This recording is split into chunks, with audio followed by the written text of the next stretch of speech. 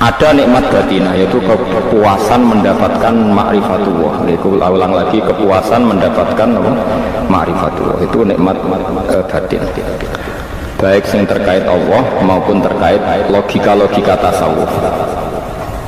Terkait Allah misalnya gini, misalnya kalau mikir ini, kalau bolak-balik matur niki berkali-kali di tempat ngaji ini, kimki jenane eling, bener gak ada masalah ingatan ini, eling tenan. Wong nak soleh, ya soleh, cek soleh mulai cilik, cek soleh dadakan ke husnul khotimah, pokoknya apa? Soleh. Niku nak mati, niku bumi ku nangis. Nangisnya bumi ku ketinggi, kekurangan, utawi kalong wong sing sujud ning ndekne.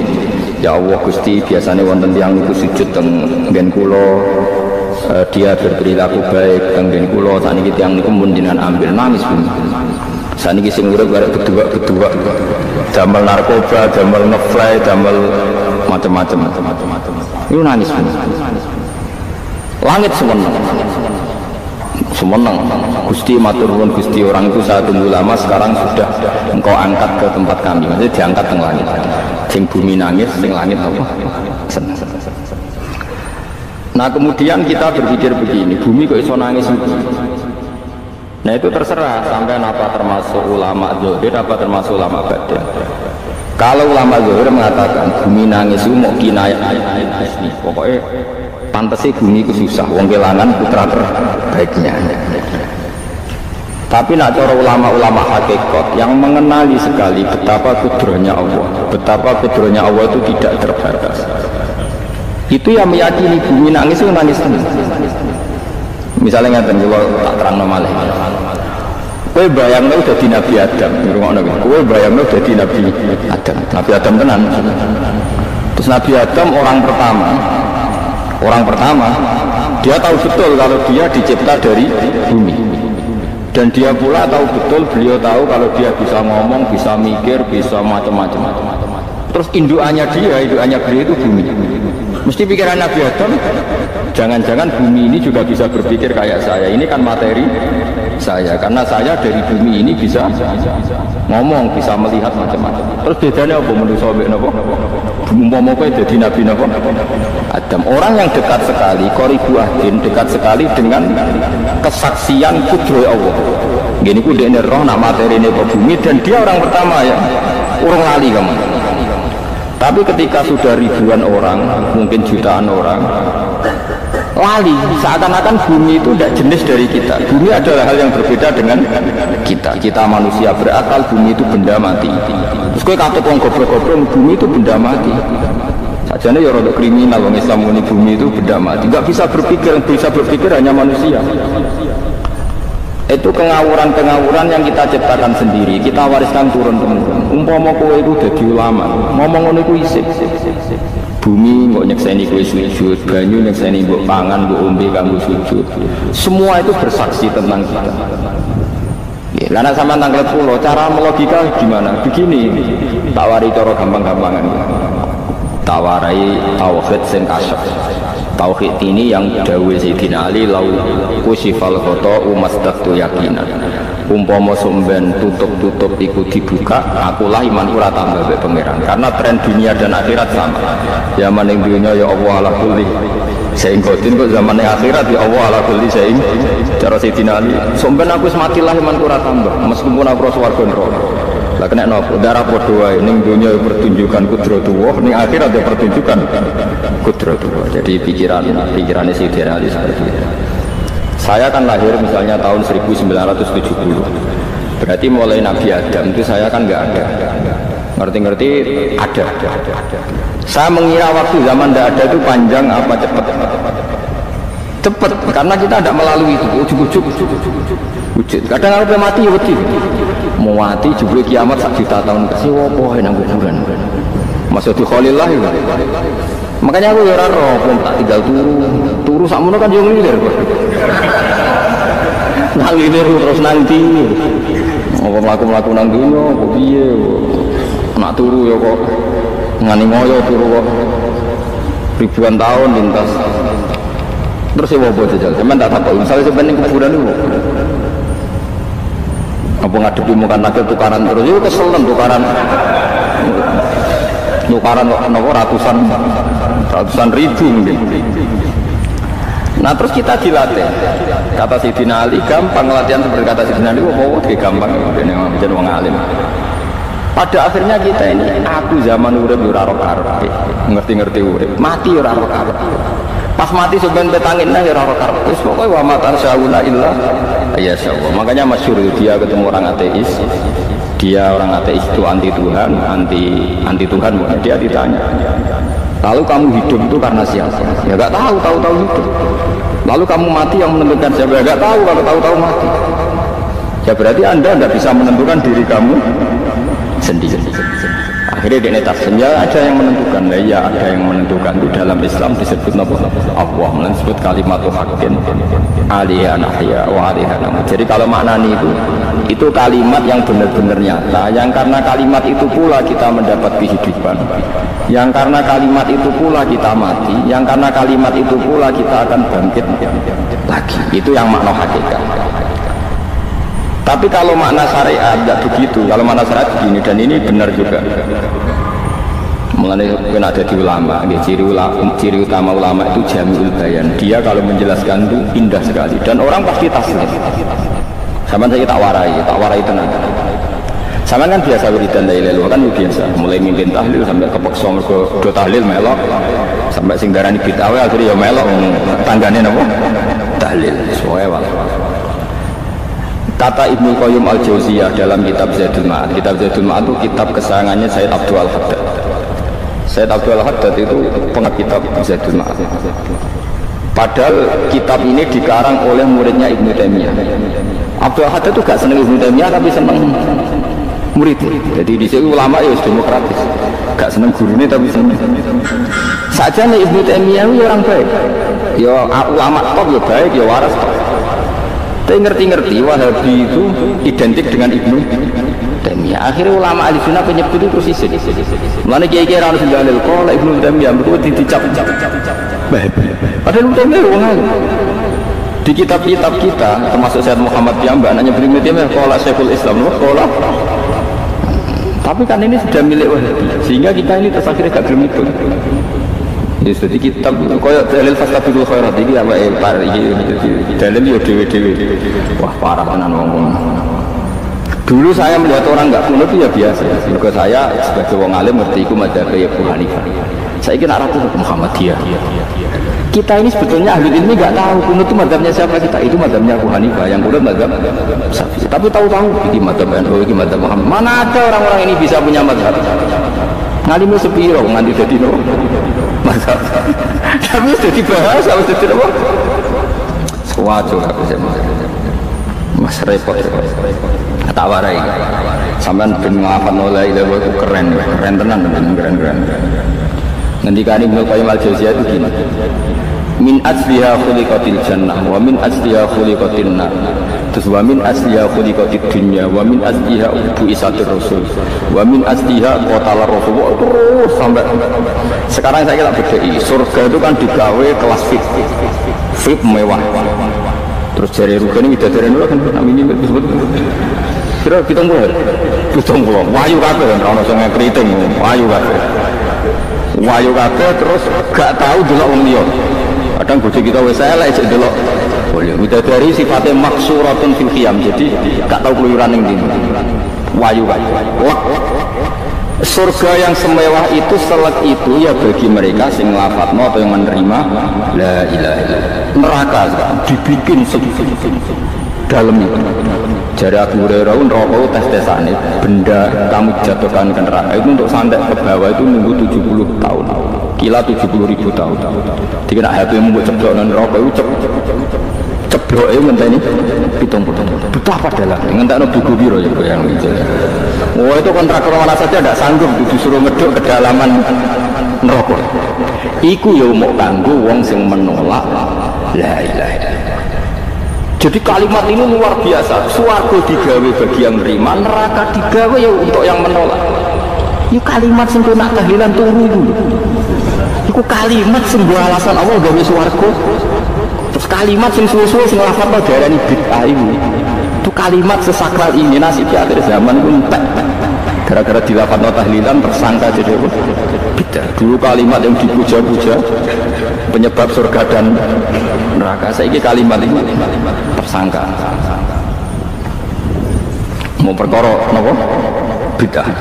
Wis kejo melok-melok kowe debat ora iso makili aku sebarno iso. Kok ben terusno dalan kok. Dah. Berarti la ilaha illallah itu kalimat yang surga dibikin karena itu, neraka dibikin ya karena itu. Kemudian Allah punya sunnah, lalu butuh pelatihan.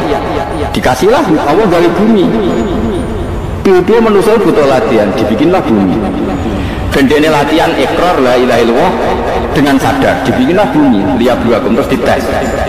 Wes digawe bumi, ono makanan, ono minuman, ono wong wayah, ono pegatan macam-macam, wong diutang semulet macam-macam. Gue ngetes, eling la ilaha illallah, eling utangi, eling la ilaha illallah, eling kasusnya, pokoknya dites. Karena nggak fair kalau Allah bikin itu kemudian nggak dites, dibikinlah darul imtihan. Dunia itu bahasa Arabnya darul imtihan, tempat tes-tesan. Imtihan mana apa? Tes, lihat dua diuji. Pas diuji kita hidup. Artinya kita dihidupkannya pun oleh Allah demi tes-tesan. Dari itu disebut kalimat haqqin alaiha. Nah ya sebenarnya kita hidup pun ini untuk dites. Pada akhirnya la ilaha illallah apa enggak? Paham ya? Harus dites. Allah itu juga secara hukum itu kan nggak fair, dites kok nggak punya pemandu, dibikinlah rusul, diutuslah para rusul untuk pemandu. Tes itu kan butuh seru, mak pemandu tok orang musuh kan nggak seru, dibikinlah setan. Saat ini sebagian kita sudah setan tapi ini ben seru. Lu ndak setan kan minal jinnati wan nas, mangsamu setan sopo. Baik setan minal jinnati wan nas. Jadi kena muni auzubillahi minasyaitonir rajim, terjemahannya berlindung Allah dari saya sendiri ya Allah itu. Lu itu kalau lama dulu biasa auzubillahi min syururi anfusina wa min sayyiati a'malina. Sebenarnya kita berlindung hanya dari setan yang jauh, iblis enggak. Ya setan diri kamu sendiri, min syururi anfusina, dari kejelekan diri kita. Ngomongnya dojuk, ngomongnya setan itu makhluk gaib sing piye. Lah kowe ku sapa? Nganti kowe maksiat terus kok akrab klopro mbek setan itu. Mulai terus maksiat. Dah. Allah ngutus pemandu yang ngecul setan ben fair. Napa? Fair. Jadi semua darul ibtila ini juga demi kalimat. Nah, makanya disebut kalimat haqqin sing alihan ya. Kita hidup ya demi mendapatkan kalimat itu. Kita mati nanti ya demi kalimat itu, artinya mati ke neraka ya karena kalimat itu kita menolak atau mengabaikan. Masuk surga ya karena kalimat itu kita hormat, kita benar dalam memperlakukan kalimat itu. Berarti alihan ya wa alihan. Terus wa alihan karuan, kalau kamu termasuk minal aminin ya nu'at, minas solihin, kalau minal kafirin ya nu'at minal dolimin. Tapi semua desain dunia ini hanya demi kalimat la ilaha illallah Muhammadur Rasulullah. Nah ini kan penting. Bagaimana mungkin kemudian kalimat sesakral ini, sehebat ini, kemudian ada orang tahlil kamu tidur. Kok iso? Kalau ujian kok iso untuk? Misalnya kayak mangkel, kalau mangkel sing mimpin, suwi rabar. Bagaimana mungkin kalimat yang menyelamatkan Anda, kemudian Anda anggap problem? Elek gak? Apalagi kamu anggap ini bid'ah. Nak cara kula oke lah, ndongakno mayit itu gak ono tuntunan Nabi. Tahlilan gak ono tuntunan. Tapi wis muni tok kono tok. Artinya muni tok kono tok ora usah nyerang kalimat, enak kalimat tetap kalimat. Soal kowe ora seneng sing tahlil, kok tiga profesi lah itu wonge wae gedine jogeman. Ya saya misalnya, saya kadang nggak cocok sama mubalik karena kadang profesi. Tapi saya tidak pernah nanti pengajian bagaimana itu membawa syiar Islam. Tapi kalau mubalik kadang orang seneng, kadang takut untuk ibiro. Bareng sangoni sidik, enggak sumpah transportasi ini. Lah ngono kok senengi iki. Tapi kita terus gedeng keliru ku sing nggawa syiar Islam. Mana ada pengajian didengar orang banyak tanpa mubalik? Enggak iso. Ini iso melepukno barang-barang ra penting jadi penting iso. Lah cara guruku teng sareng sing ape mlepuk kanggo panggung barang. Tapi kadang ya benar. Yang namanya mudin mubalik ya itu bisa benar bisa salah. Tapi kamu nggak boleh gedeng kalimat, nggak pilih kalimat itu kalimat. Nah, ini penting kalau utarakan. Sehingga zaman Nabi Sugeng ini rungokno tenan ngaji. Zaman Nabi Sugeng ada sahabat, namanya itu Usamah bin Zaid. Ini sahabat kesayangannya Nabi, hibbu Rasulillah. Usama itu diutus Nabi perang. Ini dengerin, diutus perang. Pas perang itu si kafir tadi memenggal temannya. Ada yang tangannya putus, kakinya putus. Wah, seorang kafir ini sudah luar biasa. Bacok sana, bacok sini. Ketika terdesak oleh pasukan Usama, kebetulan Usama ini cakap ya, sama beberapa temannya orang Ansor. Orang kafir yang sudah kotoa arjulana wa kotoa aidiana, dia pas terdesak bilang la ilaha illallah. Terus sama Usama tetap ditusuk, dibunuh karena dia berpikir ini qolaha muta'awwidan, dia melafazkan kalimat itu hanya berlindung dari pembunuh. Setelah dilaporkan Nabi itu marah besar. Nabi ngendikan kaifa anta ya Usama bila ilaha illallah idza ja'at bika yaumul qiyamah. Kowe nak ditakoki la ilaha illallah ku piye? Piye-piye wis ngomong la ilaha illallah, tapi sampai ngomong ngoten sausé ngethoki tangan kula Mas, tangan kula tangan kelompok saya kaki saya. Nabi tetap jawab kaifa bila ilaha illallah idza ja'at bika yaumul qiyamah. Oh, Nabi menyoal sampai menjadi fatwa ijma'nya fuqaha, siapapun yang mengafatkan la ilaha illallah harus kita terima meskipun qolaha muta'awwidan, meskipun saat melakukan hanya cara zahir berlindung dari ya, sehingga kita terima. Orang kafir yang 80 tahun kafir melafatkan la ilaha illallah 1 menit menjadi mukmin. Sampai ada ayat qulil ladzina kafaru iyantahu yufar lahum ma qad. Ini kalimat yang sakral, bahkan kafir yang 80 tahun saja menjadi mukmin hanya karena melafatkan la ilaha illallah. Mulanya yang ngaji saya, yang senang saya, jangan pernah kamu mengatakan ada bid'ah yang orang bisa jadi kafir. Bagaimana mungkin orang mukmin yang kekuburan dan melafatkan la ilaha illallah kamu katakan kafir? Padahal kalimat ini yang kafir 80 tahun saja menjadi mukmin. Saya kira orang melafatkan la ilaha illallah mergo salah tempat pinggir patok barani kafir. Kok aneh? Mungkin kafir 80 tahun itu jadi mukmin iki gara-gara ngapalno la ilaha illallah dadi kafir. Mergo mau salah kali, salah tempat. Ning pikir apa? Patok. Boleh nara cocok nih nganggur, sering ziarah nganggur. Nyatane ya tenan.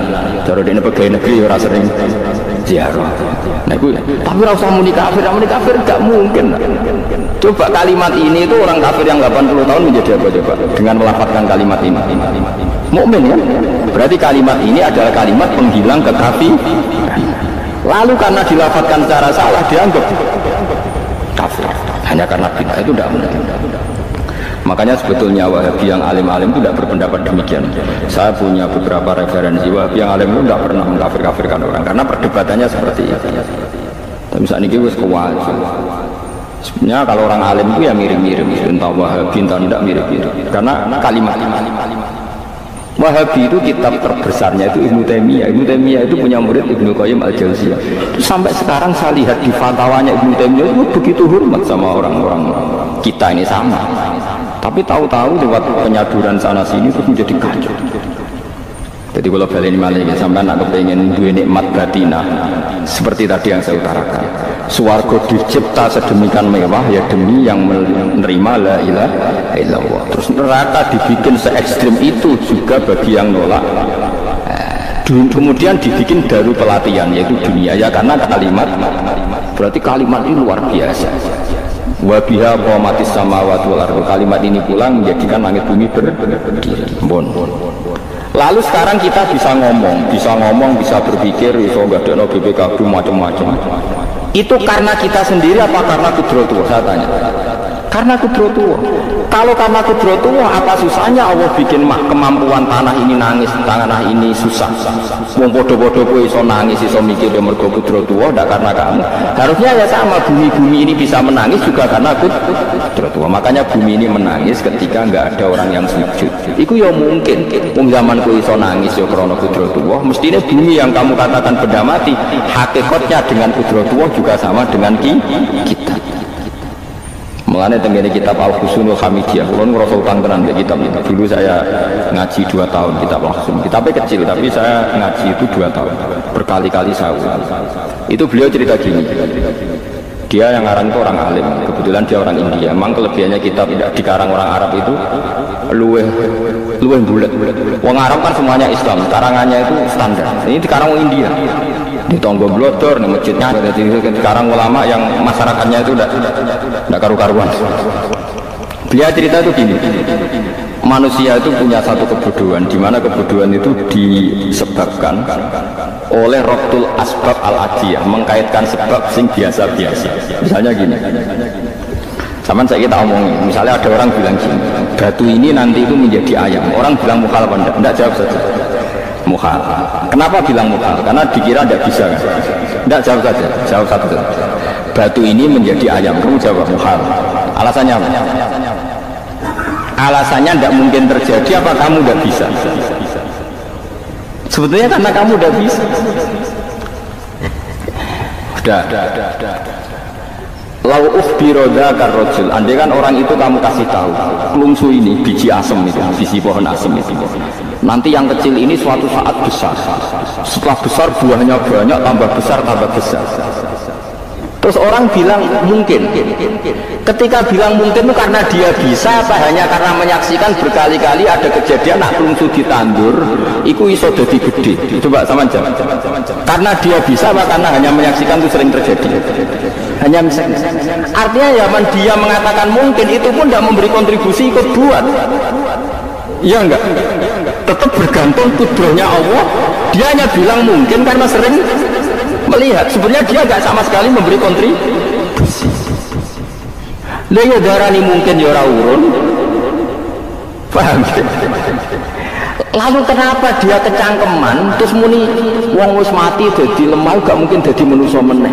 Lho zaman dadi manusa sing wis ngene iki kok mani dene lara melok gawe. Terus muni mungkin mergo sering terjadi, sering roh, sering bersaksi.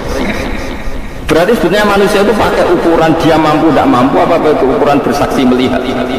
Bersaksi. Nah ini kan kita sebagai manusia itu mulai disebut wa kanal insanu zaluman jahula wis goblok aja manusia itu nak wis goblok aja. Makanya saya kemarin diminta ngisi di pondok kajian. Kalau sampean berdebat sama orang ateis atau orang komunis itu gampang saja, dilatih begini seperti teorinya Quran. Ya nanti saya teruskan, ini tak ulang lagi ya, saya ulang lagi ya. Andai kan nggak pernah terjadi telur itu jadi ayam, nggak pernah terjadi sama sekali. Telur itu jadi ayam. Terus kamu mengasih tahu orang tadi, telur ini loh nanti jadi hewan yang hidup terus terbang. Mesti dia bilang muhal, mau benda mati kok nanti jadi benda hidup yang terbang ngalor ngidul. Berhubung sering terjadi dan dia pun tidak ikut bikin, bilang mungkin. Paham? Saya ulang lagi ya. Berarti dia bilang mungkin karena sering apa? Terjadi dan dia lihat. Andai kan pertama kali nggak ada telur sama sekali yang jadi ayam, terus pengalaman pertama di dunia belum pernah terjadi. Kamu kasih tahu telur ini nanti jadi ayam terus terbang. Orang ini bilang muhal, muhal. Berhubung sering terjadi bilang enggak. Nah berarti kita nanti bangkit dari kubur gampang saja bagi Allah. Cuma belum pernah terjadi kamu mengatakan muhal. Nah makanya otak kita harus dibenahi. Makanya jogeman percaya yang pernah kita lihat, yang sering kita lihat. Percayalah dengan akal, tapi akal waras tuh. Karena waras itu serempet tatanannya wangi. Makanya Islam itu melatih. Qul falillahil hujjatul baligh. Misalnya begini ya, dulu kalau Gerwani atau PKI atau siapa saja itu kalau melatih anak-anak TK, makanya seorang ulama harus punya kecakapan penjelasan ibanatul ahkam. Itu anak-anak kecil dilatih, anak-anak kamu terpejam, mintalah apa manisan sama Allah. Ya Allah saya minta manisan, saya minta permen. Terus disuruh buka, dapat enggak anak-anak? Enggak dapat bu, wah berarti Allah enggak ada. Sekarang minta sama bu guru, bu guru kami minta permen dikasih. Berarti yang ada bu guru bukan Tuhan. Akhirnya jadi gerakan ateisme. Nah sebetulnya untuk melawan gerakan itu kita harus melatih begini misalnya gini. Saya itu pernah ketemu sama orang yang berpikiran komunis. Oh komunis juga. Dia nantang saya gini, Pak pokoknya saya tidak bisa menerima konsep Tuhan sebelum Anda bisa menjelaskan kenapa ada Tuhan. Udah kok elek ini. Aku ngerti aja. Saat cerdas ini tetap cerdas aku yakin cerdas aku. Rasulullah selain raine seram meyakinkan ya tak pikir tetap cerdas. Kalau itu kan wong Quran gitu. Artinya punya pikiran panjang. Mungkin di antara orang Islam kita ini tidak punya kecakapan menjelaskan. Tapi kalau orang sering baca Quran, apalagi dia ngaji tafsir ya, yang waras maksudnya waras. Serapati senang duit, barang ini penting. Yang senang duit, mari goblok. Yakin ulama senang duit, mari goblok, tak jamin. Umpama alim ya kelas B, kelas C nggak bisa, tahqiq nggak bisa.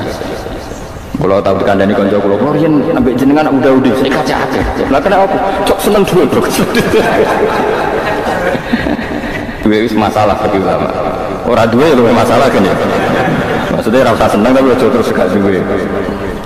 Sekarang saya tanya, Quran itu melatih kita gini. Quran itu sederhana kalau ngelatih tauhid, tapi orang pasti ingat. Kata Allah gini, nggak apa-apa, saya tidak Tuhan, nggak apa-apa, kamu yang Tuhan. Tapi buktikan kalau kamu Tuhan. Caranya gini, am khalaqus samawati wal ardi. Ya nggak apa-apa, kamu yang Tuhan nggak apa-apa. Tapi buktikan kalau kamu menciptakan langit, bumi. Mereka pasti ikrar, ya tidak mungkin saya menciptakan bumi, saya lahir sudah ada bumi. Yesus lahir sudah ada bumi, nggak mungkin Tuhan. Terus Tuhan membuat pertanyaan kedua, am khuliqu min ghairi syai'. Ya sudah, kalau saya tidak Tuhan lalu nggak ada Tuhan, berarti alam raya ini tercipta oleh sesuatu yang nggak ada. Aneh nggak? Misalnya sebelum alam raya ini nggak ada Tuhan, berarti sebelum alam raya ini kan adanya nihilisme, sesuatu yang nggak ada. Kemudian sesuatu yang nggak ada menjadi penyebab sesuatu yang ada. Aneh nggak? Menurut saya aneh. Sesuatu yang nggak ada itu mestinya kan nggak bisa ngelabeti, nggak bisa berfungsi, nggak bisa ada gunanya. Oh jenenge raono itu ya marahin popo. Mau raono kok jadi sebab. Sesuatu yang menjadi sebab itu yang wujud apa yang nggak ada? Yang wujud. Saya takut. Lah kalau nggak ada Tuhan berarti alam raya ini lalu sebabnya apa? Ya dari ketiadaan lalu tiada itu menjadi sebab. Yang tiada kok jadi sebab itu tekem itu. Mikir. Di mana-mana yang sebab itu harus barang yang wujud. Nggak boleh tiada kok jadi sebab. Ini kan jadi aneh, sesuatu yang tiada menyebabkan sesuatu yang ada. Terus dia pokoknya ronde ini kalah. Tahu apa pikir nganti mati temenang aku ini loh. Makanya sebetulnya dalam ilmu mantek pertama itu kita tidak harus iman Tuhan itu namanya Allah, tidak harus.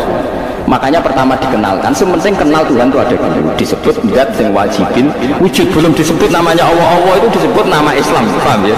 Saya ulang lagi, Allah disebut itu nama Islam. Tapi kalau penemuan akal hanya sampai kita ini butuh zat yang wajibin wujud, yang menjadi penyebab semua alam raya ini. Jika saya sebut musabbibul asbab, belum menyebut Allah musabbibul asbab. Islam pun pertama Iqra turun ya nggak nyebut Allah. Iqra bismi rabbikal ladzi khalaq, khalaqal insana min 'alaq. Iqra wa rabbuka. Tuhan itu siapa yang mencipta? Nah, yang mencipta ini oleh syariat Islam disebut Allah. Tapi dalam logika yang penting gue kenal si ono musabbibin, pastikan bahwa alam raya ini yang wujud pasti disebabkan sesuatu yang ada. Nggak boleh barang wujud kok diciptakan oleh sesuatu yang tidak ada. Yang gendeng ora barbar, barang ra ono mbok sifati al-khaliq. Sunggawe langit bumi apa? Pencipta. Penciptane apa? Sesuatu yang tidak ada. Kowe ikhlas butek ngono kowe ikhlas ta ora? Gak kowe ikhlas ta ora butek ngono kowe. Kowe gelem dadi bodoh niku. Gelem kowe? Mboten. Nikmat kuwi jenenge nikmat batin. Mulane sing suwenang mbek kalimat la ilaha illallah. Wis ana sing bid'ahno Allah iku wong nganggur, beno sak uni-unine. Tapi kadang memang kita berlebihan. Tahlilan rabar-bar matang puluh dina ini rabar-bar muka alasan Gusti sangone akeh tahlil sedih lho saake penggemar sing keselen sing rantuk sangu ya buka cepet.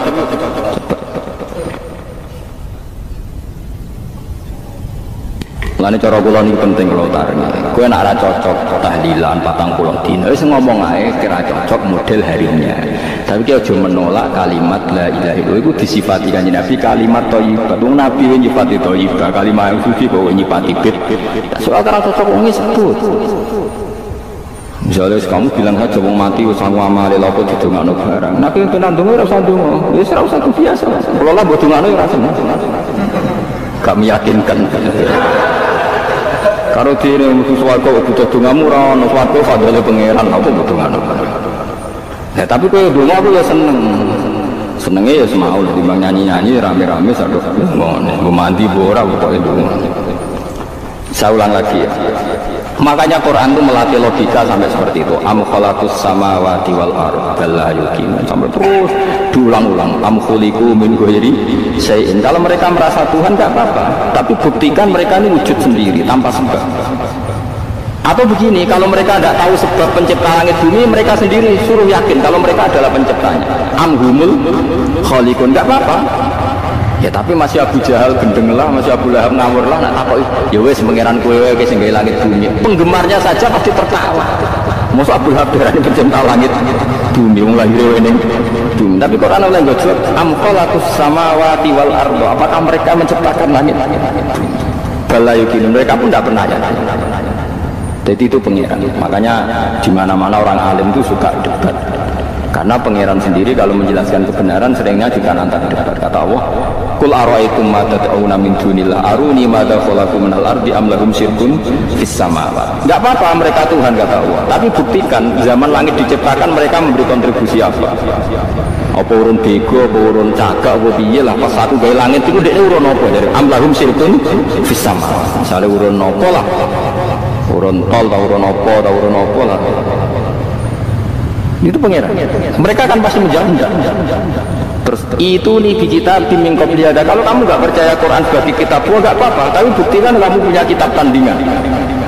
Enggak, mereka nggak punya juga. Atau gini, nggak usah Quran, kesakralan. Au atharotin min ilmin, atau kajian ilmiah yang membuktikan bahwa Yesus itu Tuhan, atau yang membuktikan bahwa berhala itu Tuhan.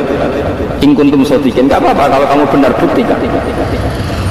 Nah itu makanya semua nabi itu punya kecerdasan, karena tadi nabi kadung nantang itu nih kita bimbing qabli hada au atharatin min ilmin in kuntum shodiqin. Tapi sekarang orang alim soleh itu jarang. Yang orang gerung soleh rapati ngalim, yang sing alim biasanya rapati soleh. Aku kan termasuk rontok-rontok, ya rontok soleh ya rontok, tapi lumayan masih menjaga hujjah tua. Sebab itu ulama dulu mengajarkan Allah itu siapa? Disifati zat sing wajibil wujud. Karena alam ini kadung ada. Kalau alam ini kadung ada, pasti penyebabnya sesuatu yang wujud. Tapi kalau wujudnya mungkin, bahaya.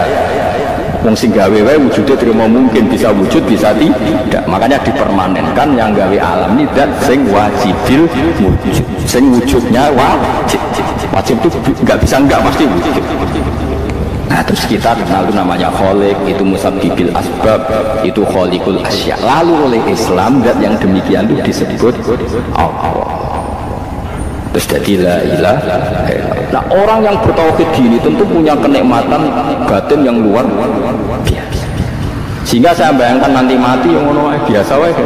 Gusti zaman kula teng donya ora melok ngatur oksigen, ngatur nyawa, ape mati ndak ramai. Mulai dari Siti Ali, jenengan jenengan nak mati tambah pinter apa biasa? Biasa wae.